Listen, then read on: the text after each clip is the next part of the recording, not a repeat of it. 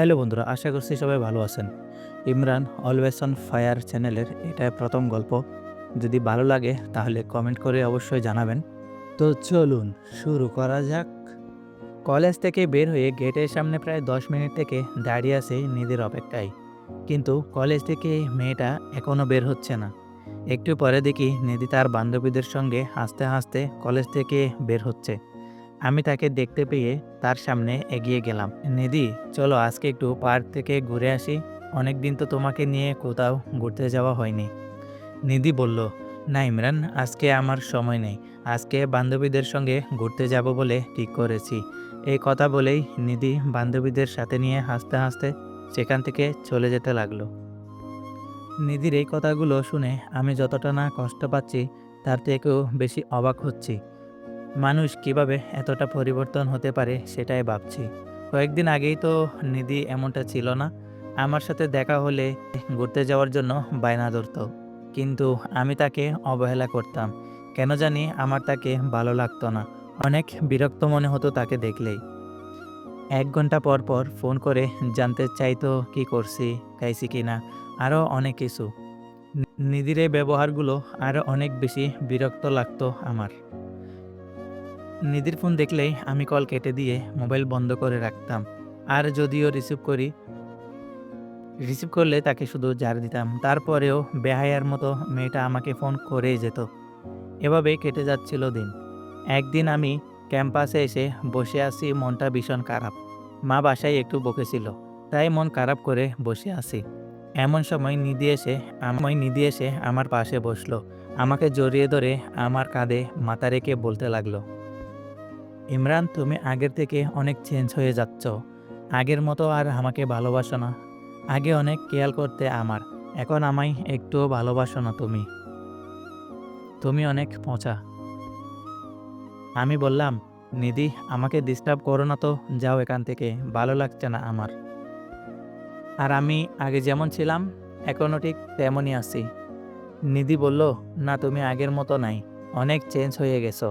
নতুন কাউকে পাইছো নাকি যে আমাকে ভুলে যাচ্ছ? আমি বললাম, দেখো নিধি, এভাবে বিরক্ত করো না তো, যাও এখান থেকে। এই কথা বলে আমি সেখান থেকে চলে আসতে চাইলাম।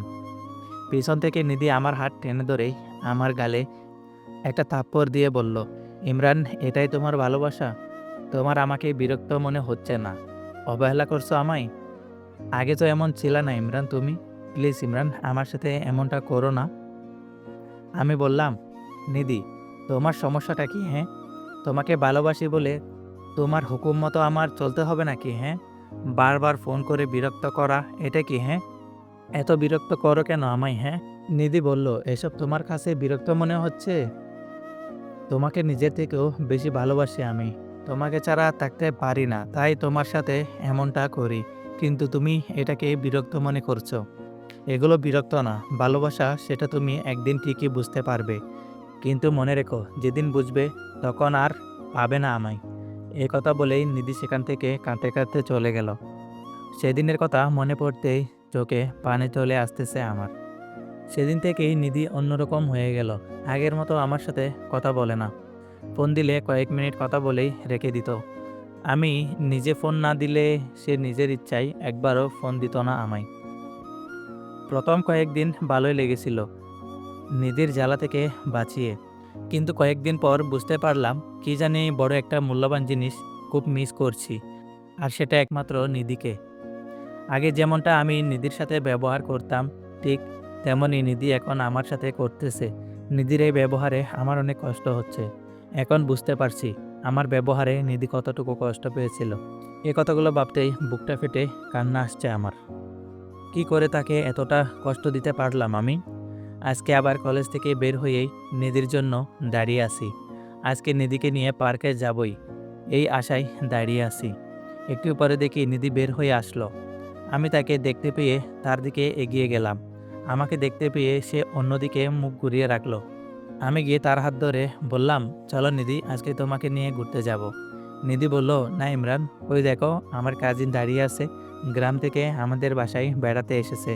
ওকে নিয়ে আজকে এই শহরটা ঘুরে বেড়াবো বলে ওকে নিয়ে এসেছি।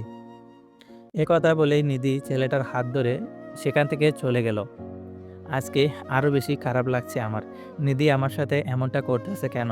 আর করবেই বা না কেন? কয়েকদিন আগে তো এর চেয়েও বেশি খারাপ ব্যবহার আমি করেছি তার সাথে। পকেট থেকে একটা সিগারেট বের করে টানতে টানতে একটা বেঞ্চে গিয়ে বসলাম। নিধির কথাগুলো ভাবছি আর এদিকে চোখ দিয়ে মনের অজান্তেই পানি বের হয়ে আসছে। নিধি কি সত্যিই আমাকে ভুলে গেল? কথাটা ভাবতে ভিতর থেকে কষ্ট হচ্ছে আমার। একটু পরে দেখি পেছন থেকে কে জানি আমার কাঁধে হাত দিল।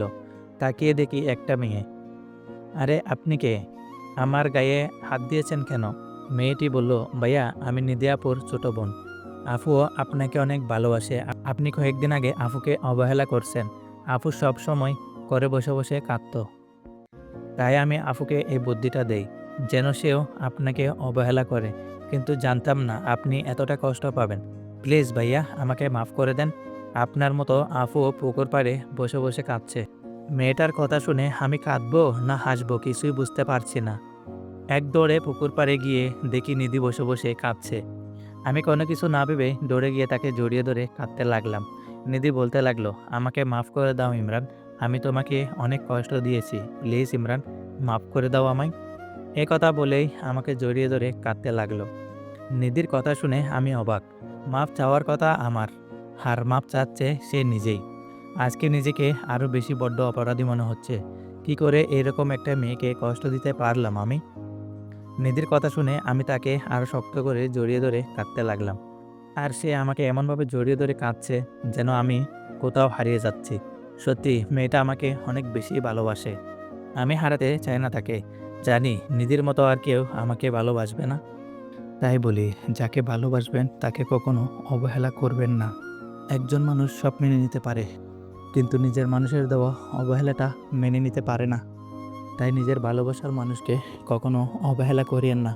ইমরান অলওয়েজ অন ফায়ার চ্যানেলের এটা প্রথম গল্প। যদি ভালো লাগে তাহলে কমেন্ট করে অবশ্যই জানাবেন। আমি গল্প ডেইলি আপলোড দেওয়ার চেষ্টা করব। ধন্যবাদ সকলকে।